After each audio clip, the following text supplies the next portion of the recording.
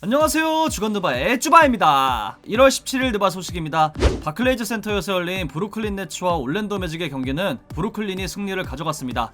전세계 팬들의 시선을 집중시킨 제임스 하든의 브루클린 네츠 데뷔전이었던 경기로 팀은 4쿼터 시작 3분 만에 12점을 몰아치고 경기 막판 쐐기 득점까지 올리며 접전이던 승부에 마침표를 찍었습니다. 케빈 듀란트가 42점을 쏟아부으며 구단 역대 연속 25득점 이상 경기를 9경기로 늘리며 단독 1위에 올랐습니다.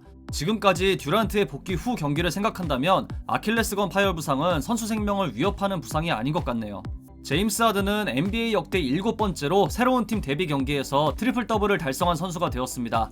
경기 초반 손발이 맞지 않는 그림과 수비에서의 불안함, 벤치 생산력 부재는 물론 존재했지만 하든의 리그 최고 수준의 플레이메이킹 능력과 듀란트의 알고도 못 막는 득점 능력만큼은 의심할 여지가 없다는 걸 제대로 보여줬죠. 팀은 19일 미러키 벅스와 빅매치를 치르게 됩니다. 올랜도는 시즌 5연패에 빠지게 되었습니다. 주전 가드 2명이 빠진 상황에서도 벤치 득점에서 무려 42대 19로 앞서며 고군분투했지만 이 상대의 재능을 이겨내지 못하며 결국 패하고 말았습니다. 패했지만 니콜라 부세비치의 생산력에는 전혀 문제가 없었습니다. 빅맨 중에 이 공격력만큼은 리그에서 가장 뛰어나다고 봐도 무방하며 팀 패배에 가려졌지만 오늘도 34점을 올리며 맹활약했습니다. 팀은 19일 최근 분위기가 좋지 않은 뉴욕 닉스를 상대로 연패 끊기에 나섭니다. 페덱스 포럼에서 열린 멤피스 그리즐리스와 필라델피아 세븐티식서스의 경기는 멤피스가 승리를 가져갔습니다. 부상에서 돌아온 자모란트의 복귀전에서 거둔 4연승이자 5할 승률 복귀에 성공한 중요한 경기로 신예 자비에르 틸먼과 데스먼드 베인이 성장까지 더해지며 좋은 분위기를 이어갔습니다. 단 경기 막판 누가 더 못하느냐 퍼포먼스는 잘 풀어가던 경기를 한순간 나락으로 떨어뜨렸습니다. 4쿼터에만 5개의 실책을 범한 부분은 분명 개선할 필요가 있는 만큼 19일 피닉스와의 경기에선 좀 더 집중력을 발휘할 필요가 있어 보입니다. 필라델피아는 조엘 엠비드의 공백을 메꾸지 못하며 패하고 말았습니다. 22개의 실책은 상대의 2배 수치이며 경기 막판 더 못한 상대로 인해 접전 승부 연출이 가능했지만 경기 내내 답답한 전개가 이어졌던 건 개선할 필요가 있어 보입니다. 그나마 셰이크 밀튼의 하드캐리로 접전 상황까지 이어진 건 불행 중 다행이었죠. 엠비드의 복귀가 절실한 팀은 내일 오클라호마 시티 썬더와의 경기로 시즌 10승에 도전합니다. 아메리칸 에어라인스 아레나에서 열린 마이애미 히트와 디트로이트 피스톤즈의 경기는 디트로이트가 승리를 가져갔습니다. 디트로이트가 후반에 무려 68대 44 스코어로 상대를 압도하며 승기를 잡은 경기로 제라미 그랜트와 데릭 로즈의 활약을 앞세워 시즌 3승째를 챙겼습니다. 이번 시즌 유력한 기량발전상 수상 후보로 꼽히고 있는 그랜트는 오늘도 24점을 올리며 디트로이트 구단 역대 가장 좋은 시즌 스타트를 끄는 선수들 사이에 자신의 이름을 올렸습니다. 본인이 원했던 더 많은 공격적인 역할을 부여받아 120% 실행 중이며 자신의 역할을 잃은 블레이크 그리핀을 넘어 명실상부 팀의 1옵션으로 활약 중입니다. 팀은 하루 휴식 후 19일 마이애미와 재대결을 펼칩니다. 마이애미는 후반 들어 상대에게 완전히 무너지고 말았습니다. 후반에만 무려 14개의 3점을 허용했고 지미 버틀러와 타일러 히로의 공백으로 답답한 공격 전개가 이어졌죠. 바이러스의 직격탄을 맞은 것과 상대적으로 휴식 시간이 짧았다는 게 좋지 않은 시즌 출발의 이유가 될 수 있겠네요. 성질 급한 팬 라일리 사장이 과연 이 상황을 계속 지켜볼지 궁금하네요.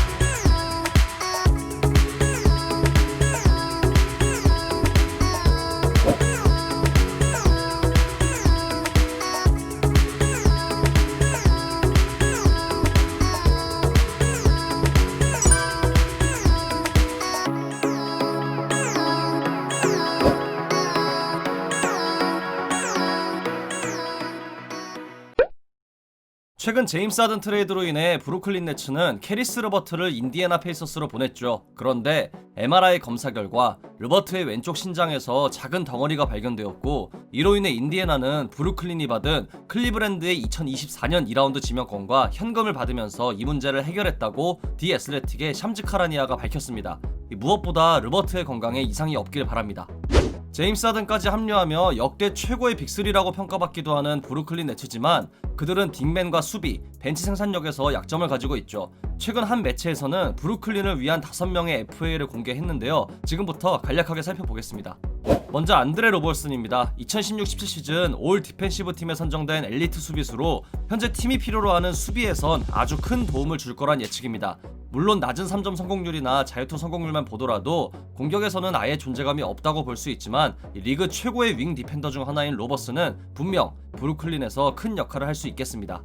두 번째 선수는 드웨인 데드먼입니다. 이 수준급 리바운드 능력과 스크린 능력을 갖춘 데드먼은 제럿 알렌의 손실을 어느 정도는 메꿀 수 있으며 백업 센터로 훌륭한 조각이 될 수 있을 거란 평이네요. 특히 3점을 던질 수 있다는 빅맨이란 점에서 충분히 제 몫을 해줄 수 있을 거란 전망입니다. 세 번째 선수는 랜스 스티븐슨입니다. 2018-19 시즌 레이커스 소속으로 NBA에서 마지막으로 뛴 스티븐슨은 브루클린의 벤치를 이끌 수 있고 이 공수에서 크게 기여할 수 있다는 평입니다. 여전히 NBA에서 뛸 경쟁력이 있는 선수로 알짜배기 역할을 소화할 수 있을 거란 전망인데요. 그의 수준급 기타 실력 역시 볼거리를 제공할 수 있겠네요. 네 번째 선수는 자말 크로포드입니다. 곧 41세가 되는 노장이지만 크로포드는 여전히 경쟁력이 있는 선수고 3번의 식스맨상을 탔던 그의 경험은 이 브루클린의 벤치를 충분히 강화시킬 수 있다는 평입니다. 여기에 지난 시즌 한 경기지만 브루클린 소속으로 뛰었고 실제로 영입 루머가 있었던 만큼 가능성이 충분하다는 예측이네요. 마지막 선수는 론데 홀리스 제퍼슨입니다. 뛰어난 운동 능력을 바탕으로 에너자이저 역할을 해줄 수 있는 선수이자 스몰 라인업에서 5번 역할까지 소화 가능한 선수, 여기에 암흑기 브루클린과 함께했던 선수죠. 이래저래 팀에 잘 맞는 조각이 될 거라는 전망입니다. 마이애미 히트가 워싱턴 위저즈의 브래들리 빌 영입에 굉장히 높은 관심을 두고 있다고 합니다. 최근 휴스턴으로 이적한 빅터 올라디포가 이 마이애미 행을 원하고 팀도 올라디포 영입을 오래전부터 꿈꿔왔던 만큼 이 거래가 이루어질 줄 알았는데 현지 매체에 따르면 마이애미는 워싱턴이 트레이드를 결정하기만 한다면 트레이드를 준비할 거라고 합니다. 이 제임스 하든 트레이드 때도 루머가 많았는데요. 과연 그들이 지키고 싶은 타일러 히로, 덩컨 로빈슨을 지켜내면서 트레이드를 성사시킬 수 있을지 지켜봐야겠네요. 미네소타 팀볼브스의 칼 앤서니 타운스가 바이러스 양성 판정을 받았죠. 이 타운스는 바이러스로 인해 어머니를 잃었고 무려 6명의 가족 구성원이 이로 인해 사망했기 때문에 다른 양성 판정 소식보다 더욱 안타깝네요. 잘 회복해서 코트로 돌아오길 바랍니다. 포틀랜드 트레일블레이저스의 유서프 너키치가 오른쪽 손목 수술을 받고 최소 8주 동안 결장하게 됩니다. 이 너키치는 15일 인디애나와의 경기에서 부상을 당했는데요. 부디 재활을 잘 해서 건강하게 코트로 돌아오길 바랍니다. 어제 미러키 벅스와 댈러스 매버릭스의 경기에서 야니스 안테토쿤보가 10개의 자유투 중 단 1개만을 성공시켰는데요. 이는 구단 최초이자 21세기 들어 야니스를 포함해 단 4명만 가진 불명예 훈장입니다. 야니스는 경기 후 인터뷰에서 더 많이 던져보는 게 답이고 그럴수록 더 좋은 결과를 얻을 거라며 연습에 매진할 거라는 말을 남겼습니다.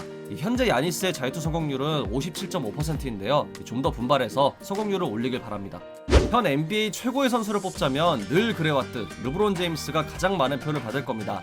1984년생이지만 여전히 르브론은 건재하고 그가 기량 유지를 위해 얼마나 노력하는지는 이미 모두가 알고 있죠. 레이커스 쪽 기자인 마이크 트루델은 르브론과 인터뷰를 가졌고 르브론은 기량 유지 비결에 관해 얘기했는데요. 항상 최선의 상태를 유지하고 몸과 마음을 단련하는데 더 많은 훈련을 받고 있다고 밝혔습니다. 르브론은 36세인 현재 하는 일을 계속하고 무슨 일이 일어나는지 볼 수 있길 바라지만 46세까지 뛰는 건 무리일 거라고 말하기도 했습니다. 와이프도 이를 원하진 않을 거라는 농담을 던졌는데요. 르브론의 불가사의한 기량을 언제까지 볼 수 있을진 모르지만 볼 수 있을 때 많이 봐두는 게 좋을 것 같습니다. 이상으로 1월 17일 주간나발을 마치도록 하겠습니다. 재밌게 보셨다면 구독, 좋아요, 알림 설정도 잊지 마시고요. 다른 영상도 감상하시는 걸 강추합니다. 저는 더 좋은 영상으로 찾아뵙도록 하겠습니다. 지금까지 쭈바였습니다. 감사합니다. Every single day or the special moment that we shared. I miss you.